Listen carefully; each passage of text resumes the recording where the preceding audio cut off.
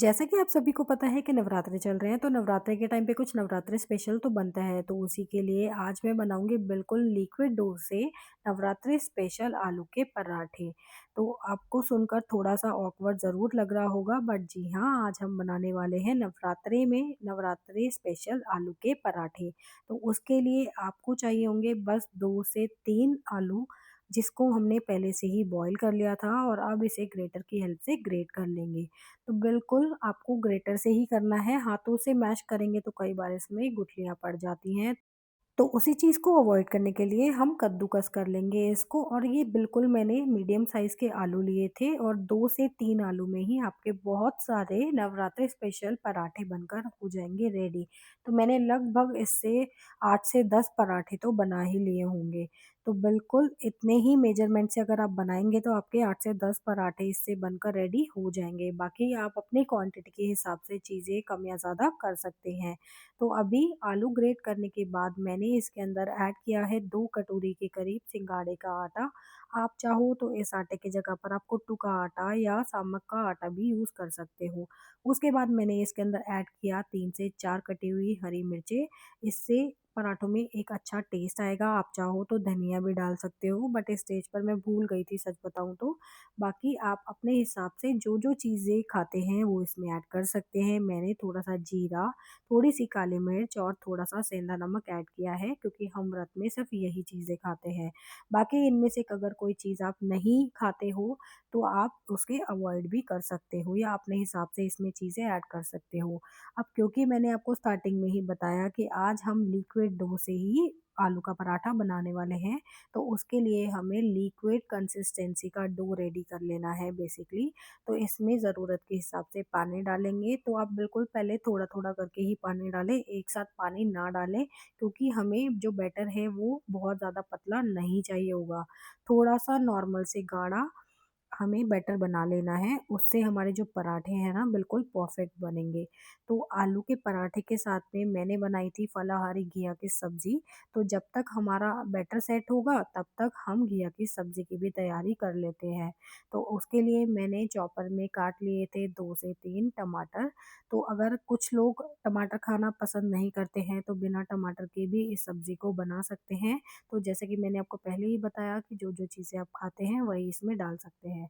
तो टमाटर के साथ में ही मैंने 2 हरी मिर्ची और थोड़ी-सी अदरक को भी डालकर ग्रेटर में ही ग्रेट कर लिया था, इस चॉपर में ही सॉरी।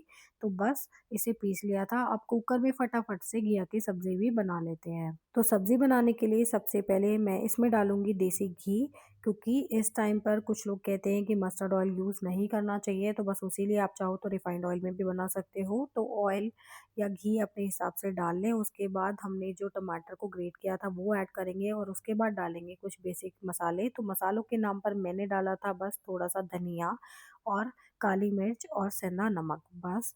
और बाकी मैंने मसाले कितने क्वांटिटी में डाले हैं वो भी मैं आपको बता दूँगी। ये एक मीडियम साइज़ की घिया ली थी मैंने, जिसे पहले ही चॉप कर लिया था और वॉश भी कर लिया था। तो बस इसे कुकर में डालकर अच्छे से मिक्स कर लेंगे और ज़रूरत के हिसाब से इसके अंदर पानी डाल देंगे। तो मैंने 1.5 कटोरी के करीब पानी इसके अंदर डाला होगा। बाकी आप अपने हिसाब से अगर ज़्यादा पतला बनाना चाहें या गाढ़ा बनाना चाहें उस हिसाब से पानी को डाल सकते हैं। अब 2 से 3 सीटी आने तक हमें इसे पका लेना है, जब तक कि घिया अच्छे से सॉफ्ट हो जाएगी। बस जब तक हमारी सब्ज़ी बनेगी तब तक हम बना लेते हैं लिक्विड डो से आलू के पराठे। तो बस हमारा डो ना इस स्टेज पर मुझे थोड़ा-सा पतला लग रहा था, तो मैंने इस स्टेज पर इसके अंदर 1/4 कप के अराउंड और सिंघाड़े का आटा ऐड किया था। तो बाकी आप अपने हिसाब से चीज़ें कम या ज़्यादा कर सकते हैं, जैसा कि मैंने आपको बताया। और आपको बस इस कंसिस्टेंसी का बैटर बना लेना है। जैसे कि मैंने तवे पर फैलाया तो बस घी को अप्लाई करेंगे, उसको अच्छे से स्प्रेड कर देंगे, उसके बाद फैला देंगे अपने बनाए हुए डो को। तो इसको राउंड शेप में फैलाते हुए बस चीले की तरह पका लेंगे। ऊपर से मैंने थोड़ा-सा घी भी और अप्लाई कर दिया था जब तक कि वो बनेगा। तो पहला ही बना रही थी तो इसीलिए मैंने उसको ढककर पकाया, कहीं वो कच्चा ना रह जाए। और तब तक हमारी सब्ज़ी भी बनकर रेडी हो चुकी थी। बस ऊपर से मैंने डाल दिया था थोड़ा-सा हरा धनिया और बस सब्ज़ी को देखने के चक्कर में ये नीचे से थोड़ा-सा ओवर कुक हो गया था। बाकी हमारा पराठा जो है ना बिल्कुल परफेक्ट सिका था। तो बस ये इसकी एक साइड ज़्यादा सिक गई थी क्योंकि मेरा ध्यान सब्ज़ी की तरफ था। अभी मैं आपको आगे भी बनाकर दिखाऊँगी, तो वो बिल्कुल आगे जितने भी मैंने बनाए थे बिल्कुल परफेक्ट बने थे और इसे भी कुछ इसी तरीके से लटते-पलटते हुए सेंक लेंगे। सबसे बड़ी बात ये आलू का पराठा कम से कम ऑयल में बनकर रेडी हो जाता है। पूड़ी खाने से बेटर है हम इस तरीके से आलू के पराठे व्रत में बनाकर खा लें और सबसे बड़ी बात इसे बनाने में आपको ज़्यादा ऑयल या घी का भी यूज़ नहीं करना पड़ेगा और ये हेल्दी के साथ-साथ टेस्टी भी होगा। तो ऊपर से बस थोड़ा-सा मैंने देसी घी डाल दिया था, आप चाहो तो रिफाइंड ऑयल में भी इसे सेंक सकते हो और दूसरे वाला पराठा मैं आपको पलट कर दिखाती हूँ, ये बिल्कुल परफेक्ट सिका था और इस पराठे को मैंने बिना ढके ही सेका था। तो मतलब मुझे ढकने की नीड नहीं लगी थी इसको बनाने के लिए और बस अलट-पलट कर हमने ऐसे ही सारे आलू के पराठे सेक लिए थे और इसे सर्व किया था घिया की सब्ज़ी और थोड़ी-सी दही के साथ में और हरी चटनी भी मैंने पहले से ही बनाकर रेडी की हुई थी।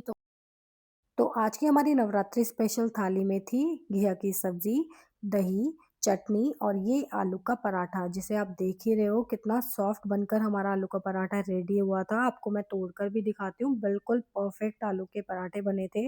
बाद में भी अगर आप इसको खाएँगे ना तो ये बिल्कुल सॉफ्ट ही रहेंगे, बिल्कुल हार्ड नहीं होंगे। तो आई होप आपको आज की ये नवरात्रि थाली अच्छी लगी होगी। आप नवरात्रि में क्या बनाकर खाते हैं ये भी मुझे कमेंट सेक्शन में कमेंट कर कर ज़रूर बताइएगा। कुछ नया लगेगा तो मैं उसे ज़रूर ट्राई करूँगी। अब मिलती हूँ आपसे नेक्स्ट वीडियो में, तब तक के लिए bye bye and take care.